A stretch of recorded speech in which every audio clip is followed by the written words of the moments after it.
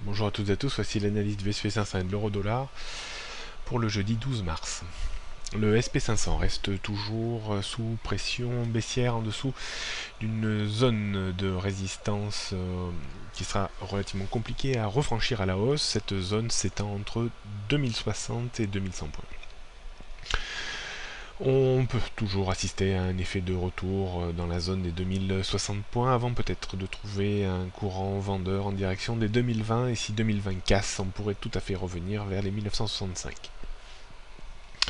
Pour invalider la tendance baissière qui est revenue depuis le 6 mars, il faudrait repasser au-dessus de 2080 et surtout 2100 points.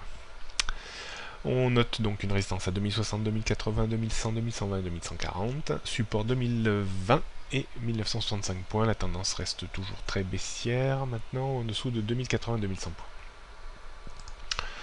Du côté de l'euro-dollar, l'euro-dollar a atteint les objectifs que j'avais fixés à 1,0760 puis 1,05. Un rebond est en train de s'engager.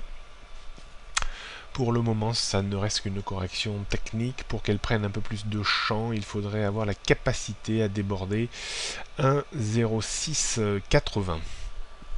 Auquel cas, on pourrait remonter vers 1,08 voire 1,09.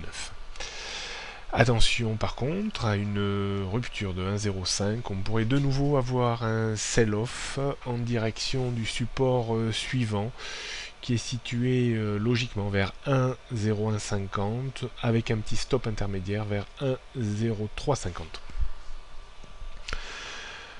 On note donc une première résistance à 1,0660-80, avant 1,08, 1,09, 1,10 à 11, 1,1260, support 1,05, 1,0150, même si on a 1,0350 en intermédiaire, puis 1. La tendance reste très baissière à moyen long terme en dessous des 1,15. On pourra abaisser ce niveau sur rupture de 1,05. Bonne journée à toutes et à tous et à demain.